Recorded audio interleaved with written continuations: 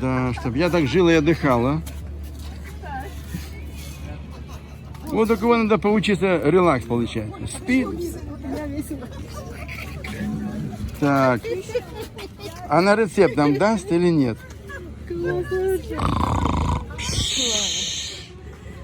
Обалдеть. Это не ты? Нет.